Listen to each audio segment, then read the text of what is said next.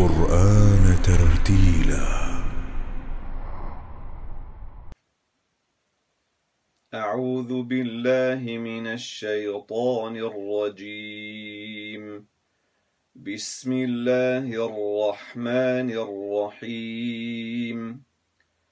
يا أيها الناس قد جاءتكم موعظة من ربكم وشفاء لما في الصدور وهدى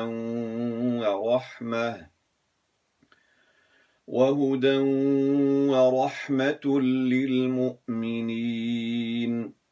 قل بفضل الله وبرحمته فبذلك فلتفرحوا هو خير مما تجمعون.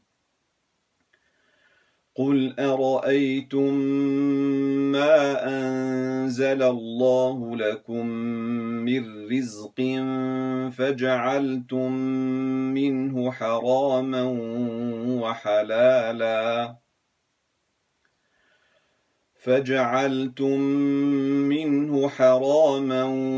وحلالا قل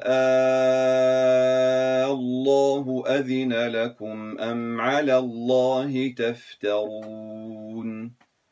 وما ظن الذين يفترون على الله الكذب يوم القيامة إن الله لذو فضل على الناس ولكن أكثرهم لا يشكرون. وما تكون في شأن وما تتلو منه من قرآن ولا تعملون من عمل إلا كنا عليكم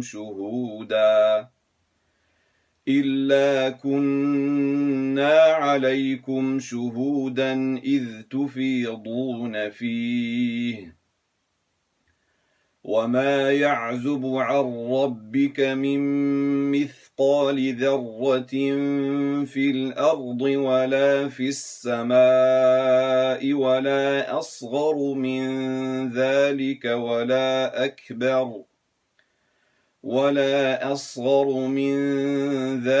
ولا أكبر إلا في كتاب مبين. ألا إن أولياء الله لا خوف عليهم ولا هم يحزنون الذين آمنوا وكانوا يتقون. لهم البشرى في الحياة الدنيا وفي الآخرة لا تبديل لكلمات الله ذلك هو الفوز العظيم. صدق الله العظيم. ورتل القرآن ترتيلا. بسم الله الرحمن الرحيم. بسم الله الرحمن الرحيم. الحمد لله رب العالمين والصلاة والسلام على أشرف المرسلين. أما بعد, السلام عليكم wa rahmatullahi ta'ala wa barakatuh. Bienvenue dans la deuxième partie de mon intervention sur les bienfaits d'Allah Azza wa Jal. Dans la première, nous avons essayé de méditer le verset 18 de Sourate An-Nahl, les abeilles, où Allah Azza wa Jalla nous dit وَإِن تَعُدُّوا نِعْمَةَ اللَّهِ لَا تُحْصُوهَا إِنَّ اللَّهَ لَغَفُورٌ رَحِيمٌ. Et si vous comptiez les bienfaits d'Allah, vous ne saurez les dénombrer. Certes, Allah est pardonneur et miséricordieux. Et nous nous sommes longuement arrêtés sur les bienfaits dont nous jouissons au quotidien, sans que peut-être la majorité d'entre nous ne s'en rendent compte.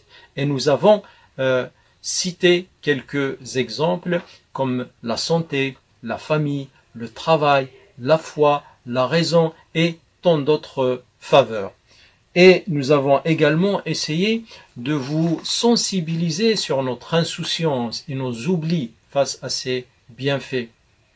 et sur la nécessité de réveiller nos consciences et d'ouvrir nos yeux pour mieux voir et reconnaître les bienfaits d'Allah Azza wa Jalla en nous et dans l'univers, afin de lui rendre grâce, afin de témoigner notre gratitude envers Allah Azza wa Jalla et de chanter les louanges et la grâce pour lui comme il se doit. N'est-ce pas lui qui dit dans le verset 14 de la même sourate An-Nahl: وَهُوَ الَّذِي سَخَّرَ الْبَحْرَ لِتَأْكُلُوا مِنْهُ لَحْمًا طَرِيًّا وَتَسْتَخْرِجُوا مِنْهُ حِلْيَةً تَلْبَسُونَهَا وَتَرَى الْفُلْكَ مَوَاخِرَ فِيهِ وَلِتَبْتَغُوا مِنْ فَضْلِهِ وَلَعَلَّكُمْ تَشْكُرُونَ. Et c'est lui qui a assujetti la mer afin que vous en mangiez une chair fraîche et que vous en retiriez des parures que vous portez. Et tu vois les bateaux fondre la mer avec bruit pour que vous partiez en quête de sa grâce et afin que vous soyez reconnaissants. Pourquoi? Tout simplement parce qu'il est le Créateur. Et cette vérité, Allah Azza wa Jal nous la rappelle juste avant et après le verset que nous méditons. Dans le verset 17, il nous dit: أَفَمَنْ يَخْلُقُ كَمَنْ لَا يَخْلُقُ أَفَلَا تَذَكَّرُونَ. Celui qui crée est-il semblable à celui qui ne crée rien? Ne vous souvenez-vous pas? Et dans le verset 20, il nous dit: وَالَّذِينَ يَدْعُونَ مِن دُونِ اللَّهِ لَا يَخْلُقُونَ شَيْئًا وَهُمْ يُخْلَقُونَ. Et ceux qu'ils invoquent en dehors d'Allah ne créent rien, ils sont eux-mêmes créés. Au-delà de cette création, Allah Azza wa Jalla nous rappelle dans le verset 18 qu'il est le pardonneur et qu'il est le miséricordieux. Il pardonne nos manquements, il est miséricordieux envers nous malgré notre ingratitude. Ce verset, mes chers frères, mes chères sœurs, a été repris dans une autre sourate. La sourate Ibrahim, verset 34, mais Allah Azza wa Jalla l'a terminé autrement. Après avoir cité quelques bienfaits sur l'humanité en général, il dit: وَآتَاكُم مِّن كُلِّ مَا سَأَلْتُمُوهُ وَإِن تَعُدُّوا نِعْمَةَ اللَّهِ لَا تُحْصُوهَا إِنَّ الْإِنسَانَ لَظَلُومٌ كَفَّارٌ. Il nous a accordé, et il vous a accordé de tout ce que vous lui avez demandé. Et si vous comptiez les bienfaits d'Allah, vous ne saurez les dénombrer. L'homme est vraiment très injuste et très ingrat. Vous voyez donc le même corps de verset avec une conclusion différente. Et c'est ce que nous allons essayer d'éclaircir pendant les quelques minutes qui nous restent. Mais avant d'aller plus loin, je voudrais d'emblée vous poser cette vérité coranique où Allah Azza wa Jalla nous dit: وَمَا بِكُم مِّن نِعْمَةٍ فَمِنَ اللَّهِ. Et tout ce que vous avez comme bienfait provient d'Allah. Et en y réfléchissant pendant un petit moment, on se rend vite compte que c'est la vérité, c'est une évidence, car encore une fois, c'est lui le créateur, c'est lui le bienfaiteur, c'est lui qui nous pourvoit et qui nous donne notre subsistance.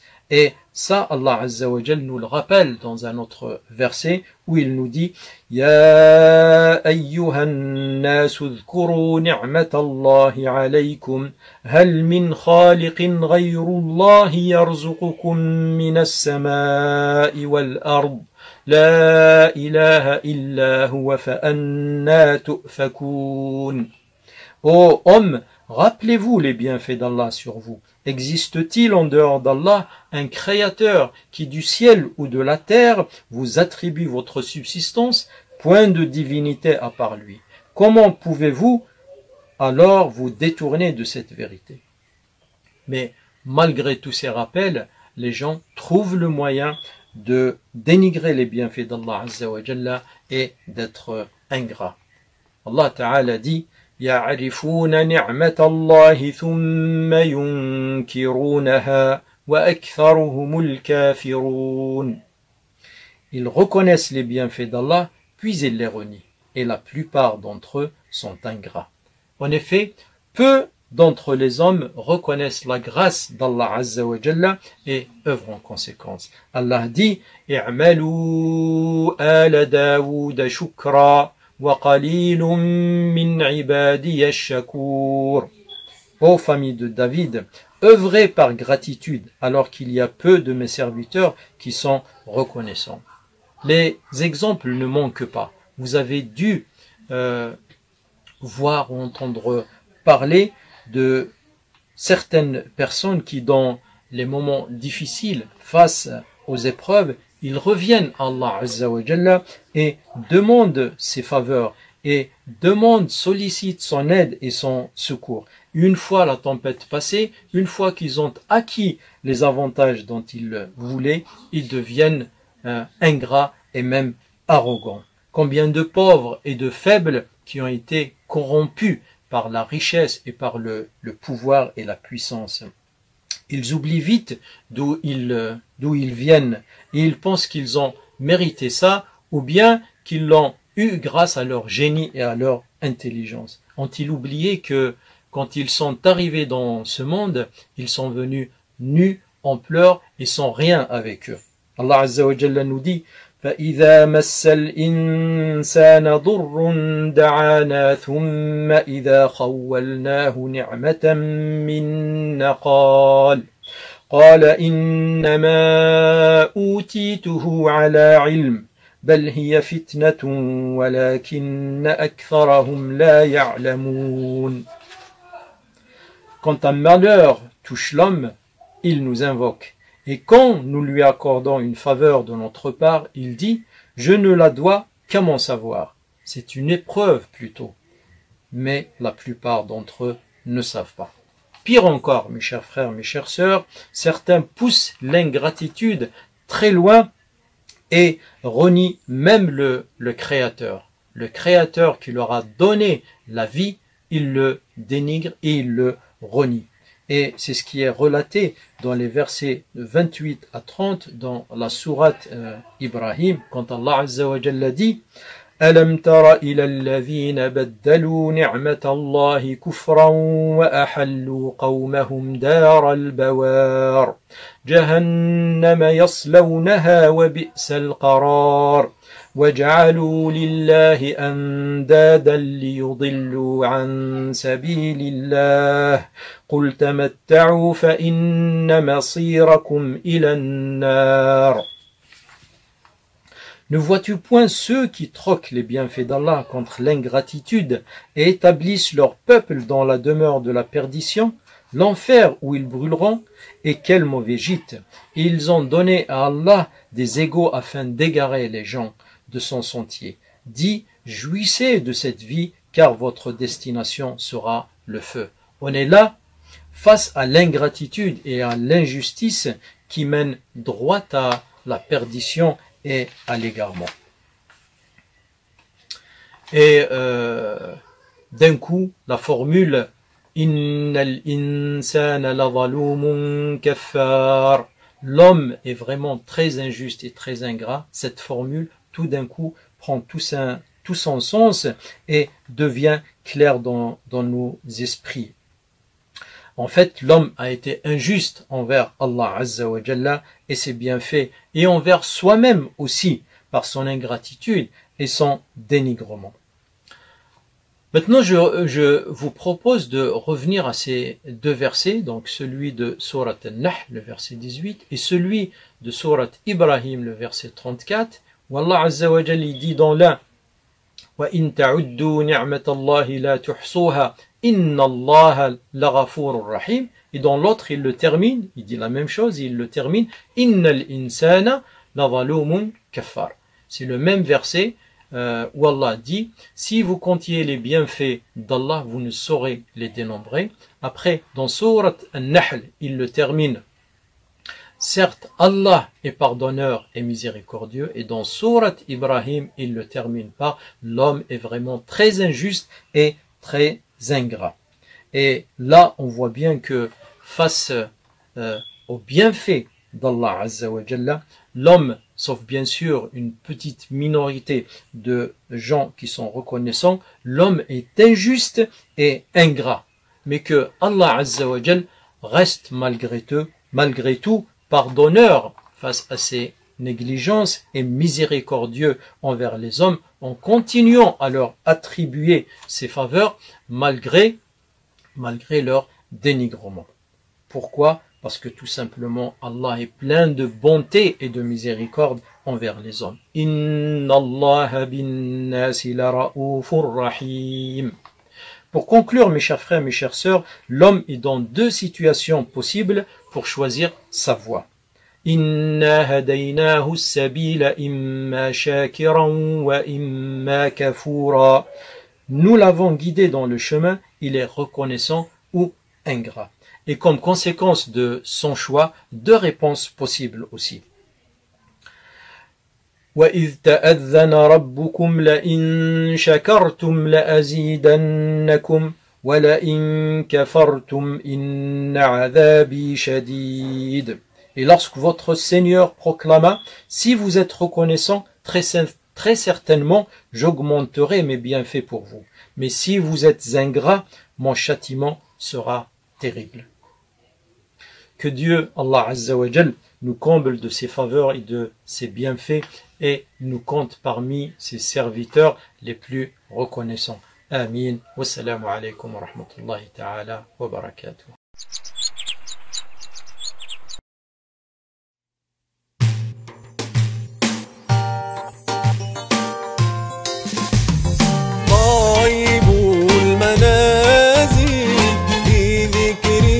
حبيب واحملوا الرسائل إلى الطيبين سيدي يا حبيبي يا شمس الورى أنت في قليبي تسمع وترى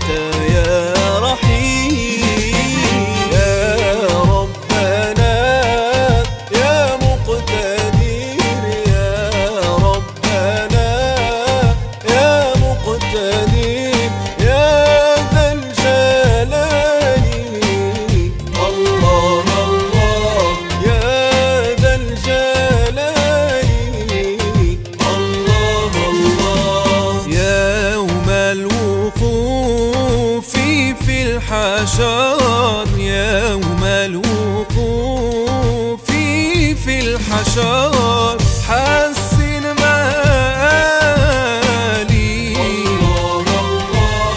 حسن مآلي وابني لي في الجنة قصر وابني لي في الجنة قصر واسع وعالي الله الله واسع وعالي الله الله ساروا بليلى ولا ودعونا ساروا بليلى ولا ودعونا ساروا بليلى ولا ودعونا والله العظيم في القلب أوحشونا والله العظيم في القلب أوحشونا ساروا بليلى نحو المدينة ساروا بليلى نحو المدينة ساروا بليلى نحو المدينة إلى أحمد محمد هو الشفيع فينا إلى أحمد محمد هو الشفيع فينا صلوا يا عباد جملة على من سباني على أحمد رسول الله ساكن الجنان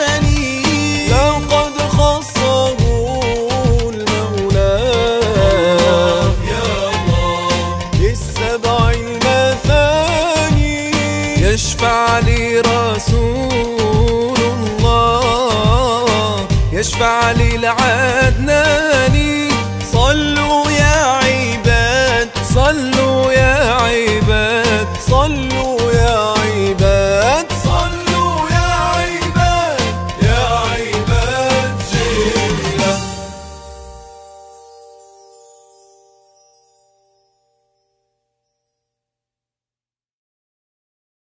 Information coronavirus. Pour vous protéger et protéger les autres du coronavirus, adoptez ces gestes simples. Lavez-vous très régulièrement les mains ou utilisez une solution hydroalcoolique.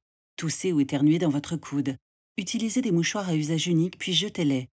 Si vous êtes malade, restez chez vous et portez un masque chirurgical en présence d'autres personnes. Plus d'informations au 0800 130 000 ou sur gouvernement.fr. Ceci est un message du ministère chargé de la Santé et de Santé publique France.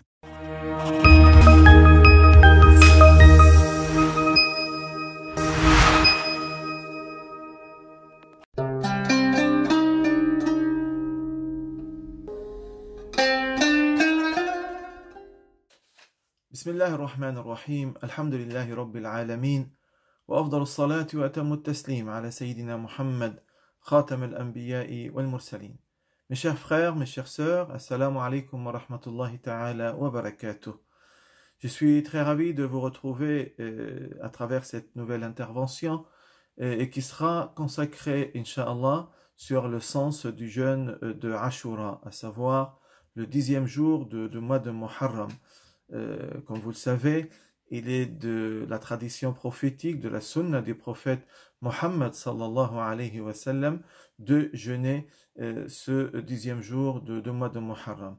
Alors nous allons rapidement, Inch'Allah, s'arrêter sur un certain nombre d'éléments, mais avant, permettez-moi quand même de vous souhaiter une très bonne nouvelle année de l'Hégire 1442, cette nouvelle année que j'espère et j'implore Allah subhanahu wa ta'ala qu'elle vous apporte santé, guérison et surtout elle nous apporte à nous tous, à l'humanité, la fin de la pandémie, Inch'Allah Rabbil Alamin, et elle nous apporte beaucoup plus de proximité et de cheminement vers Allah subhanahu wa ta'ala, ô combien nous en avons besoin.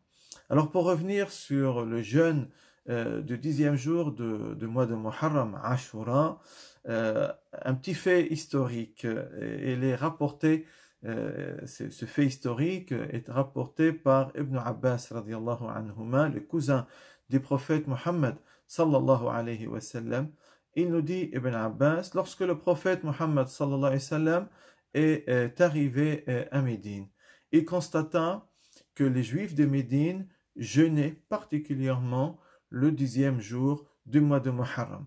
Et donc, il s'interrogea sur la raison de ce jeûne particulièrement, voilà, pour savoir qu'est-ce qui a poussé les Juifs de Médine à garder ce jeûne depuis l'époque de Moïse, alayhi salam. Et donc, ils répondirent, donc les Juifs de Médine, c'est en ce jour-là qu'Allah subhanahu wa ta'ala donna la victoire à Moïse et à son peuple, le peuple d'Israël, les fils d'Israël, sur Pharaon, le roi de l'Égypte, comme on le sait.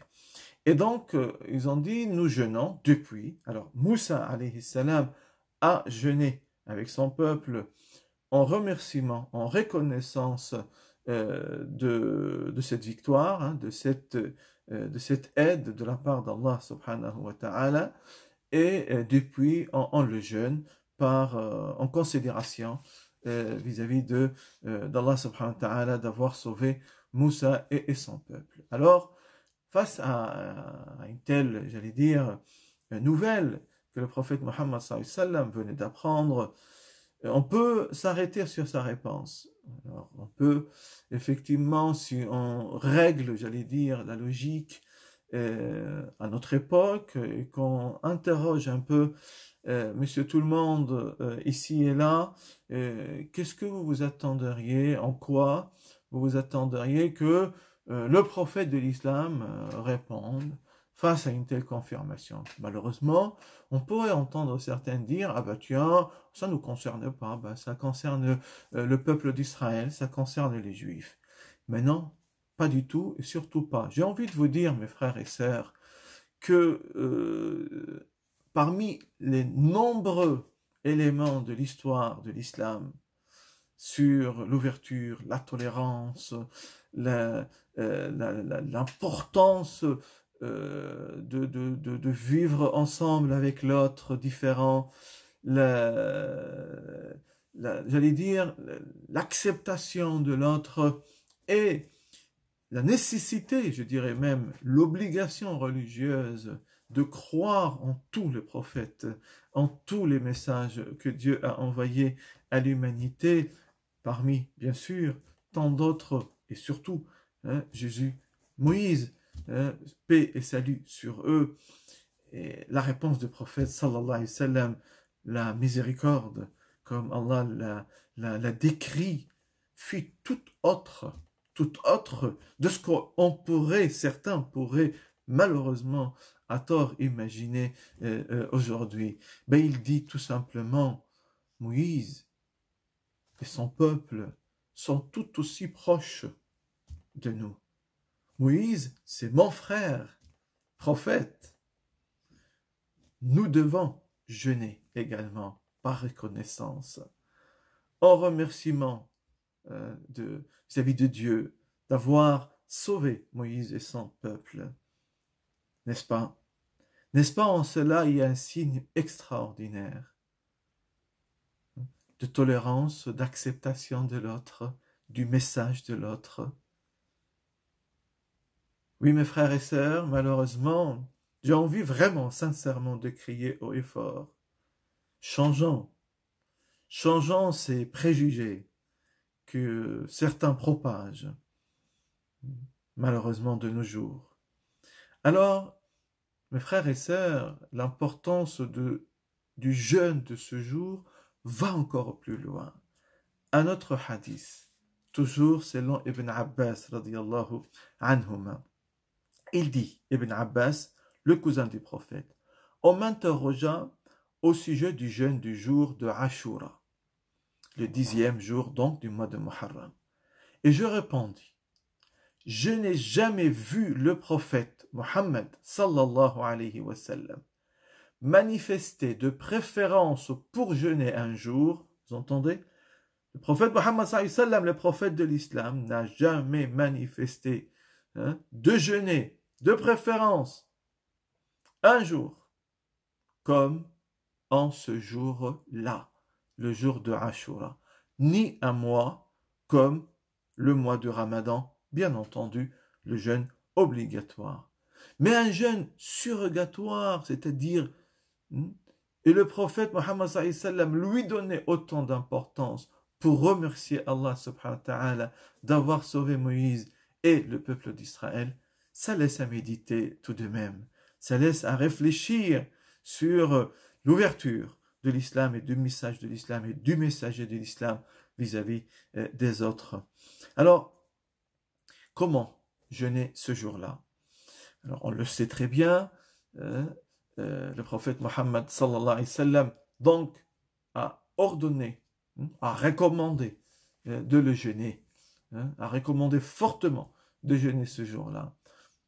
Et puis il ajouta, non seulement on va jeûner un jour, mais on va en jeûner deux jours, pour multiplier cette reconnaissance vis-à-vis d'Allah subhanahu wa ta'ala. Et donc il disait, si jamais je reste en vie jusqu'à l'année prochaine, je jeûnerai également le 9e jour du mois de Muharram. Donc, ça sera 9 et 10, et les savants nous disent, pour ceux qui ne peuvent pas jeûner le 9e, ils peuvent jeûner le 11e, pour suivre, respecter la sunna, la recommandation du prophète Mohammed sallallahu alayhi wa sallam. Une importance quand même qui laisse à méditer et à réfléchir. Enfin, quelle est la récompense de jeûner un tel jour?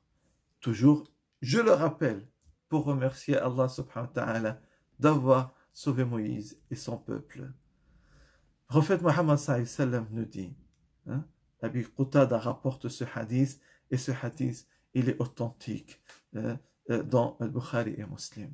Il nous dit, le jour de Ashura, le jeûne du jour de Ashura, expie les péchés d'une année passée, d'une année précédente.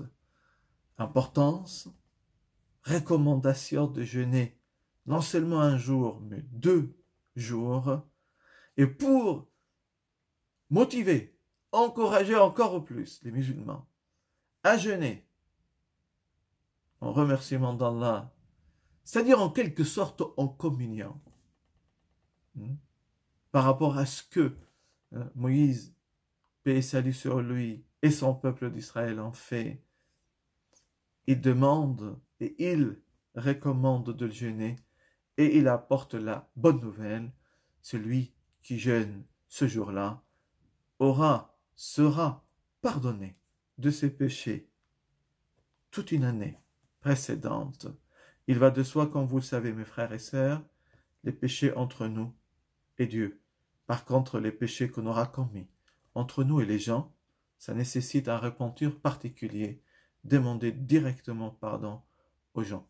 Le droit entre nous et Allah, nos devoirs vis-à-vis d'Allah, Allah les pardonne. Mais les devoirs que nous avons vis-à-vis des gens, ça c'est entre nous et les gens. Nous devons, si jamais, qu'Allah nous en préserve, on avait commis quelque chose vis-à-vis des gens, s'adresser directement à eux et leur demander pardon. Voilà donc, mes frères et sœurs, pour ne pas être très lent, l'esprit, le sens du jeûne de ce jour-là, bien loin de tous les préjugés, bien loin de ce que certains peuvent faire, loin de la sunna du prophète Mohammed sallallahu alayhi wa sallam. Ce jour-là, le jeûne de ce jour, donc samedi, 29 août de notre année, c'est un jour de reconnaissance, de remerciement, c'est un jour de communion avec Moïse alayhi salam, avec le peuple de Moïse alayhi salam. Voilà mes frères et sœurs, tout simplement, c'est un jour de récompense important.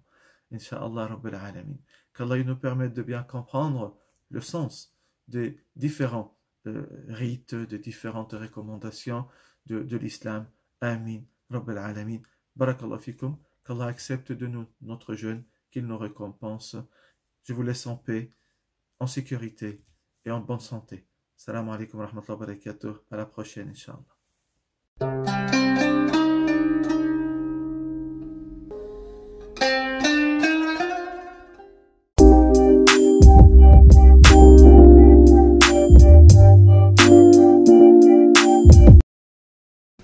Nous sommes deux à souffrir, à vous faire souffrir. Quand on souffre, on fait souffrir son environnement. Moi, Didier, nous sommes Didier. Moi, je vais essayer un peu, premièrement, de partir de ce que fait une fédération telle que la mienne, Musulmans de France, qui était anciennement IUIF, l'Union des organisations islamiques de France, sur ces sujets qui sont aujourd'hui d'actualité.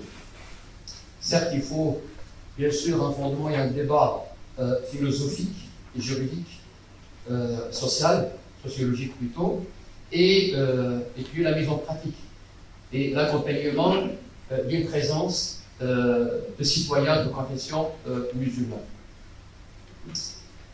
Donc mon propos, c'est au nom d'une fédération qui travaille justement, qui a travaillé pendant des années sur ces questions.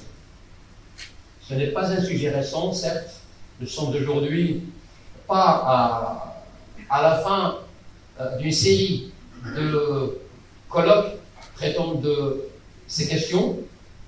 Nous les avons initiées durant le mandat dernier, pendant quasiment 4 ans, ça nous a pris aussi ce mandat, 2 ans, donc 6 ans. Depuis 6 ans, nous travaillons sur ces questions au niveau du colloque. Les musulmans de France aussi organisent ce qu'on appelle les activités de masse, de grand public. Le Bourget, et ça, le Bourget. Un jour, j'ai été reçu par un ministre de l'Intérieur, il m'a dit, monsieur Lassar, écoutez, votre fédération est bien organisée. Je lui ai dit, monsieur le ministre, il s'agit d'une simple fédération qui fait partie du paysage musulman. aux côtés des autres fédérations. Oui, monsieur Lassar, écoutez, organiser un Bourget qui se compte par 160, 170 000 visiteurs, c'est pas une simple fédération. Donc c'est une activité qui nous fait honneur, mais en même temps, c'est une activité aussi qui fait honneur à la communauté musulmane de France et aux citoyens de confession musulmane dans notre pays. C'est-à-dire qu'ils peuvent, c'est pas de l'organisation que nous faisons, quand on réunit les citoyens de confession musulmane, c'est pour leur tenir un discours. Pour les écouter d'abord, voilà, pour essayer de créer des conditions de débat, comme aujourd'hui. Nous avons, vous aurez remarqué, nous avons le colloque, qui est un peu une occasion de débat approfondi, et nous avons le Bourget comme vitrine sur la société d'un côté, mais aussi et surtout sur les musulmans, quand ils viennent sur place pour faire un peu le point de ce que nous avons fait, ce qui nous reste encore à faire. Donc ces questions, pour nous, ne sont pas des questions simples, nous le reconnaissons parfaitement, sont des sujets de débat, et quand nous parlons de débat au sein de la fédération, le premier débat nous concerne nous-mêmes. On a travaillé beaucoup sur nous-mêmes, ce que nous sommes, ce que nous avons fait, ce que nous faisons, ce que nous devons faire. Malheureusement, et le plus souvent, on nous assimile à ce que nous avons fait. C'est comme si une fédération en tant qu'être vivant n'a pas le droit justement de se tromper pendant, je ne sais pas, en fixant pendant un certain nombre de temps, en fixant des objectifs. Parce que nous sommes dans des fédérations vivantes qui fixent des objectifs en fonction du temps, du lieu, des personnes qui composent la fédération. Et puis elle évolue. Elle évolue au fil du temps. C'est une fédération qui a à peu près 40 ans, voilà. Donc un travail est fait sur nous. Vous l'avez remarqué, notamment ceux qui suivent et accompagnent, tels que Didier et d'autres, qui accompagnent cette transformation de fond et de forme de la fédération dite musulmane de France. Et d'ailleurs, cette transformation, à la limite, j'allais dire que ce n'est pas quelque chose que nous avons décrété un jour. C'est un peu la résultante d'une évolution de la communauté musulmane. Donc, le mot communauté, moi j'utilise beaucoup, il ne fait pas peur. C'est pas parce qu'elle est traînée dans la boue aujourd'hui, on lui associe communautariste, etc., liste communautaire, etc., que j'utilise pas un mot noble, qu'il s'agit d'un cadre, dans un contexte privé, qui réunit des gens qui partagent un certain nombre de valeurs communes, notamment les valeurs religieuses musulmanes. Donc, ces questions-là, de travail sur soi, eh ben, aujourd'hui, on n'est pas ceux qui ont commencé en 1983. En 1983, on était face à une communauté d'étrangers, d'immigrés. La personne qui vous parle elle-même était étrangère et immigrée. J'ai jamais pensé rester ici en France. Donc ma vocation était tracée d'aller ailleurs, décrocher un diplôme, être formé en France, dans les grandes écoles de France, et puis partir quelque part. Certes, partir avec un bagage français, francophone, et un certain nombre de valeurs qu'il y a au passage ici, mais finalement je suis resté. C'est une des questions que les sociologues doivent poser. Et je suis un échantillon fortement représentatif de ces millions de musulmans qui ont fait le choix de rester. Parce qu'à un moment donné, personne ne parlait de rester. Donc il y avait un islam, avant cet islam en France, pratiqué par des immigrés, dans des lieux aujourd'hui que nous dénonçons.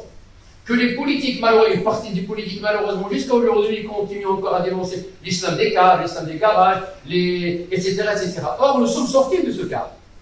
C'est vrai, il est encore pratiqué par une petite minorité, mais l'immense majorité des musulmans sont aujourd'hui, ils s'inscrivent de ce qui était sur le plan de la philosophie, dans ce qui vient d'être dit.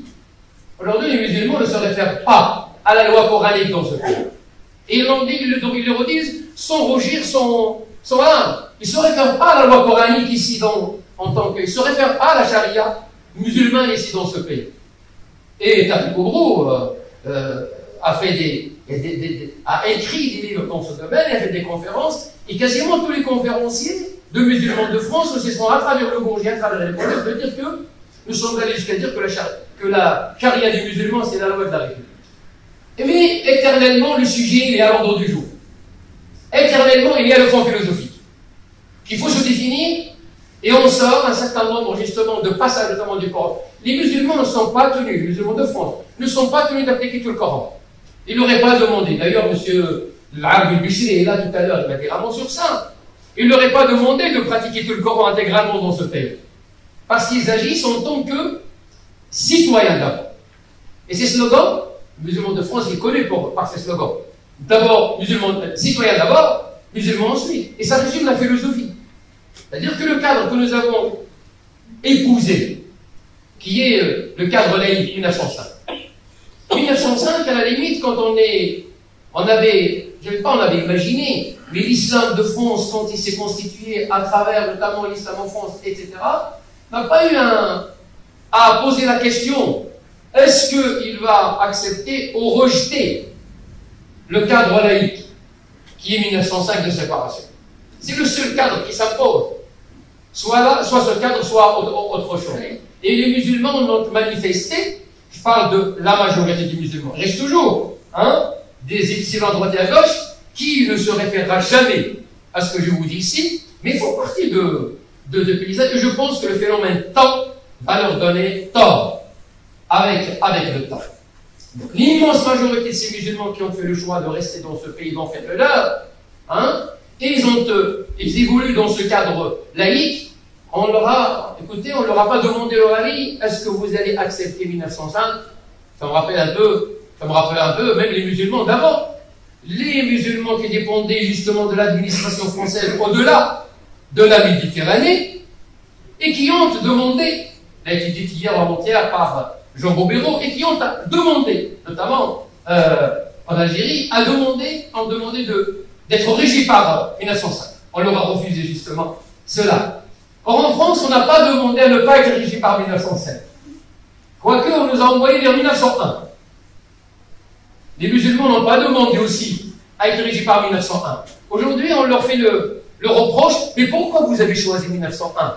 Mais finalement, les premières associations étant plus ou moins orientées, comme on a été orienté pour pratiquer le culte musulman dans la périphérie, on a été orienté aussi vers 1901. Et aujourd'hui, on a dit, vous devez être régis par 1905. Mais on n'a pas rejeté 1905. Nous sommes en train de sortir de 1901, nos mosquées sont en train de sortir du cadre général et aller immigrer vers 1905. Donc un travail qui a été fait sur la structure elle-même. Vous avez remarqué dernièrement, il y a 3-4 ans de ça, sur la forme, changement de nom, et c'est pas la première fois qu'on change de nom, parce qu'on s'appelait avant, le chiffre même, avant 83, le groupement islamique en France, puis l'organisation, l'union des organisations islamiques en France, puis l'union des organisations islamiques de France, et puis musulmans de France, et demain, je ne sais pas, on s'appellera quoi, peut-être les Français musulmans, qui sait, mais il n'y a pas une structure figée et qui n'évolue pas avec le temps. Je vous dis ça parce que je réponds à un certain nombre de clichés. Et en même temps, je me positionne au nom de la Fédération musulmane de France par rapport à un certain nombre de sujets qui font débat. 1, 2, nous avons travaillé sur la laïcité. Au sein de colloques, au sein du Bourget, travailler sur la laïcité ne suffit pas. Il ne suffit pas de le traiter dans un cadre plus ou moins académique, dans un milieu de public très averti, mais aller convaincre ces millions de musulmans que leur cadre aujourd'hui, c'est le cadre laïque. Sans les heurter, sans leur demander l'impossible, mais en les accompagnant doucement parce que nous avons un travail psychologique à faire au sein de ces milliers de musulmans. Un travail sur la lecture. Les premiers qui ont mis à l'ordre du jour le pluralisme des lectures, c'est justement les Uliat. Il y a en 2005, donc l'islam de France, de quelle lecture s'agit-il? D'ailleurs, quand nous parlons de la réforme, moi, vous m'excuserez, je n'oserais jamais parler au nom d'une religion, ni au nom d'un livre, et je m'aventurais à le réformer. Je n'ai pas encore atteint le niveau du pape. Il a ce privilège. Mais moi, il ne m'est pas demandé cela, et je ne peux pas le faire. Par contre, le livre me donne la liberté de le lire.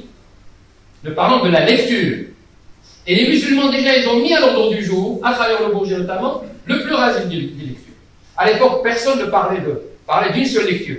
Une seule foi, une seule voix, un seul roi. C'est-à-dire qu'un seul livre, une seule lecture.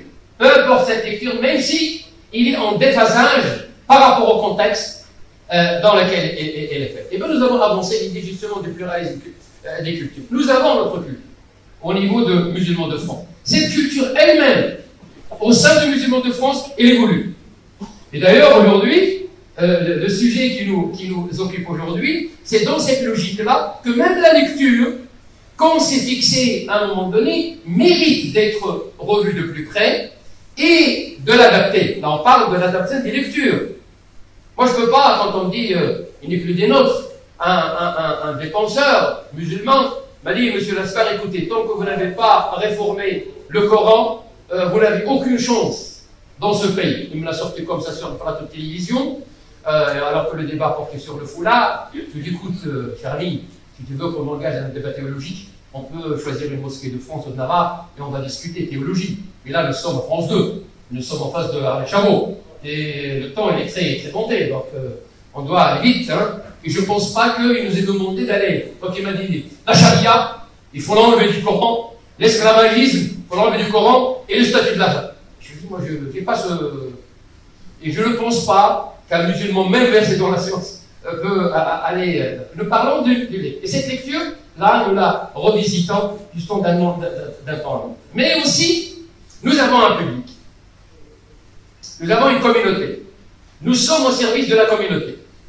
Bien sûr, par voie de conséquence, au service du pays. Mais nous sommes en train de servir une communauté. Un des nôtres, Abdel Mansour, il a parlé d'un slogan SDR, servir, défendre et représenter à la fin.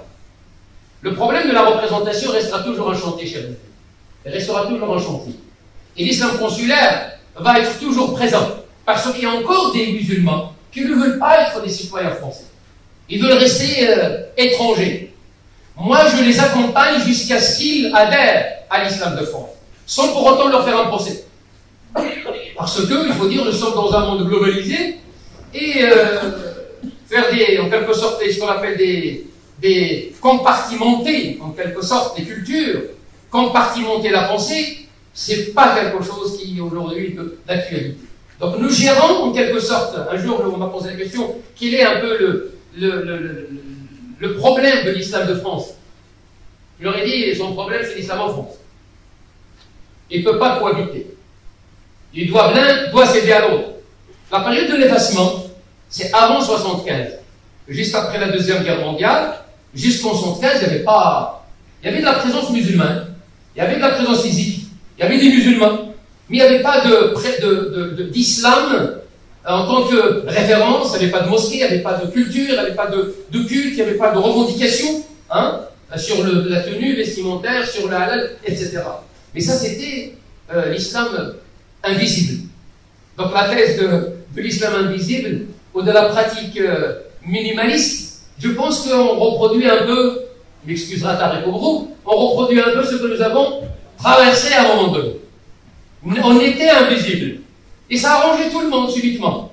Ça a arrangé tout le monde, ils n'étaient pas là. Physiquement, ils étaient là. Mais ils n'interpellent pas la société. Or, la société, si elle n'est pas interpellée, ne vous donne pas de place. Tout simplement. Donc, vous êtes appelés à faire votre place sans heurter, sans brusquer, parce que vous avez un statut de voyageur. Vous avez un statut de voyageur qui ne priait pas les vendredis, qui faisait la prière 2-3 fois aller au lieu de 5 fois, qui rompait le jeûne, ce qu'on appelle le statut du voyageur dans la religion musulmane, mais avec le temps, cette communauté, cette présence, s'est sentie française. Ils sont venus par la suite. Le phénomène de naturalisation, le phénomène d'acquisition des logements, et tout ça, c'est venu justement accompagner. Et puis tout cet arsenal confessionnel, théologique, les instituts des sciences musulmanes, il y a celle de Château-Chinon, de Paris, les écoles privées musulmanes, et les grandes mosquées, entre guillemets, que j'appelle la cathédrale, toutes ces structures, ces institutions ont accompagné l'islam de France. Mais il y a toujours une partie des musulmans qui continuent encore à vivre l'islam en France. Donc l'accompagnement des musulmans. Donc débat sur le fond et sur la forme. Les 3 étapes sur lesquelles nous sommes partis, je termine par ce sujet éternel. Ce sujet éternel aujourd'hui, moi je suis ravi qu'un philosophe parle de ce genre de sujet. Et j'adhère parfaitement justement à ce fond philosophique d'analyse, parce qu'on parle de connaissance de cause. Et quand ce sujet tellement important et dangereux, en même temps, il est entre les mains d'un certain nombre de personnes qui ne sont pas qualifiées dans le domaine. Parce que subitement que les maîtres un peu de la laïcité, que nous connaissons en France, hein, j'ai cité un nom tout à l'heure, et que nous connaissons, il y en a, on ne leur demande pas leur avis. On ne leur demande pas leur analyse. Et ils ont écrit des manuels, ils ont écrit des livres sur ce genre de choses. Parce qu'aujourd'hui, ce qui pose problème, ce n'est pas la laïcité, c'est la lecture de la laïcité. Aujourd'hui, ce n'est pas la laïcité qui pose problème. Les musulmans ont accepté. Il nous a été demandé, en 1999, par les conseillers du chevènement, à l'époque, est-ce que nous sommes demandeurs quand c'était l'istichara, on était sur le point de constituer le CSM. Est-ce que vous êtes demandeur d'aménagement de 1905? Et d'ailleurs, il a dit, une déclaration signée chevènement, ce monument historique, 1905, mérite d'être revisité de plus près. Et toutes les composantes de l'istichara, de la consultation à l'époque, et du CSM, étaient unanimement contre. Parce qu'on savait très bien que la laïcité, comme José César l'a qualifié, d'un compromis et d'un compromis fragile. On ne va pas le rendre encore plus fragile. Donc nous l'avons accepté en tant que tel. Aujourd'hui, les lois qui sont venues après 1905, notamment nous concernant, 2004 par exemple, mais c'est des lois qui viennent rétrécir et réduire la générosité et le cadre général de 1905, qui a permis à toutes les religions de se pratiquer et de s'épanouir. Nous ne sommes pas que nous sommes contraints d'aller emprunter je ne sais pas quoi ou faire des amendes. Nous, en tant que musulmans, on sont vraiment à l'aise au sein de 1905. Et nous voulons, une fois pour toutes, régler ce problème sur le plan juridique. Et qu'on passe à autre chose, parce qu'on ne va pas demander éternellement aux musulmans et leur apprendre la laïcité. Or, là, j'adhère parfaitement à la définition qui vient d'être citée. C'est un cadre de liberté, c'est un cadre de séparation, et c'est un cadre de neutralité. L'immense majorité des musulmans de France, ce genre de choses ne fait pas débat au sein d'eux. Donc ils acceptent et ils évoluent, et ils sont en train de travailler sur eux-mêmes, et sur leur lecture, et sur leur avenir. Voilà un peu ce que je peux dire, et je vous remercie de votre attention.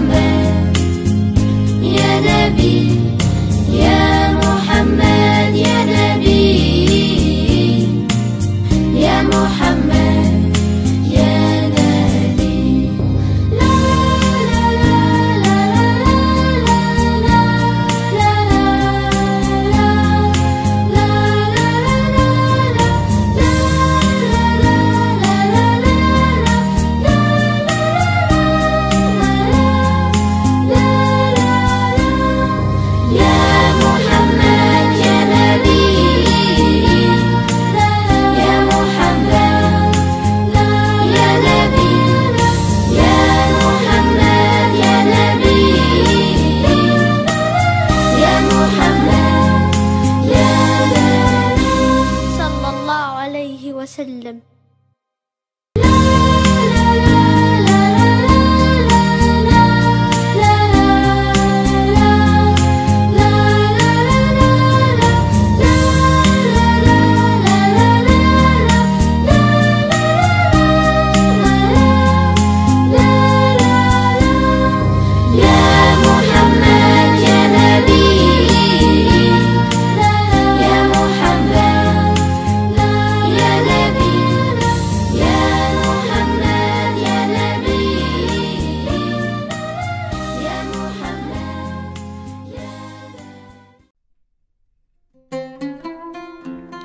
اللهم أنت ربي لا إله إلا أنت، خلقتني وأنا عبدك، وأنا على عهدك ووعدك ما استطعت.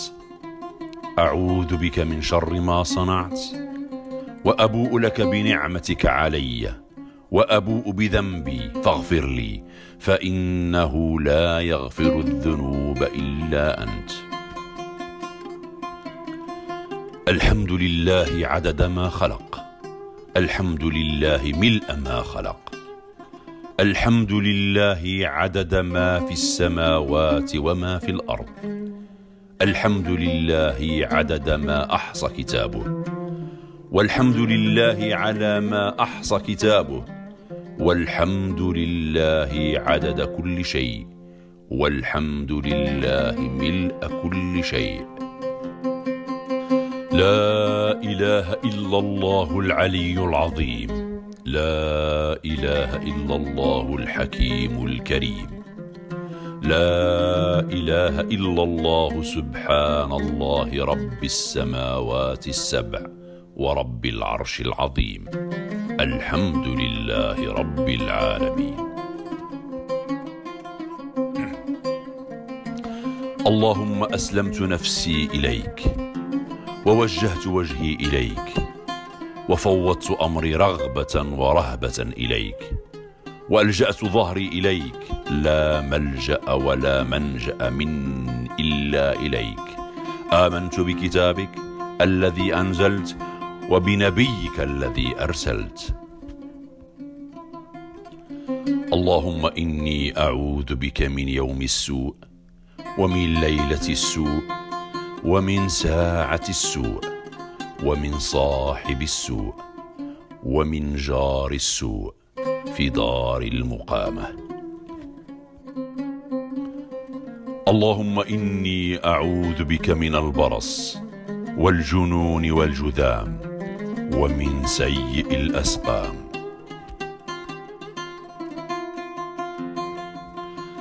اللهم إني أعوذ برضاك من سخطك، وبمعافاتك من عقوبتك، وأعوذ بك منك لا أحصي ثناء عليك، أنت كما أثنيت على نفسك.